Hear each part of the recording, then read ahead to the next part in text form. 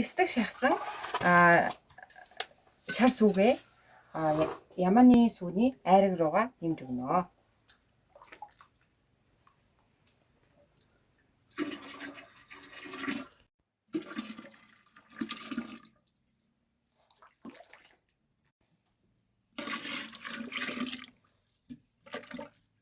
За бэлтгэгнийхаа шар сүүг халуунаар нь айрагнда нэмж бүлснээр айргийн тос сайн унахад болно.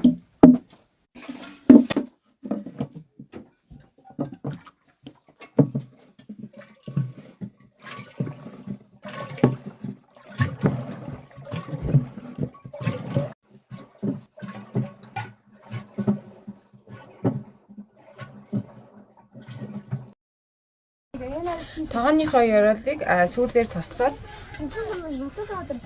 зөөлөн галаар түлхэх юм манд түлхэхгүй.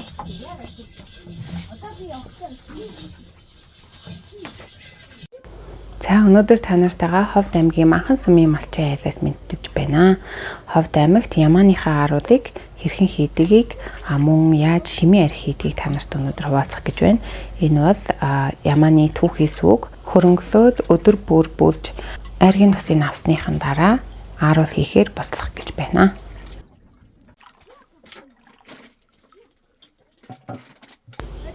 Шимийн арх хийхин тулд боц дээрээ бүрхээр тавьж байна.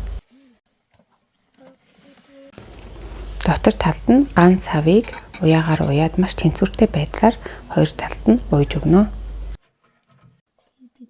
Дээд талд нь маш цэвэрхэн шин тоогоо тавиад зай гарахгүйгээр битүүлж ууж өгнө.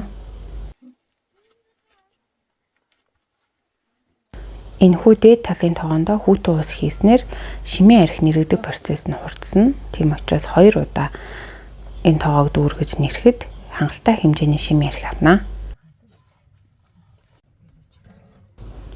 Монгол шимийн архийг эсэх сүү цагаан эдээг нэрх маягаар гаргаж авдаг учраас эрүүл мэндэд маш ач холбогдолтой.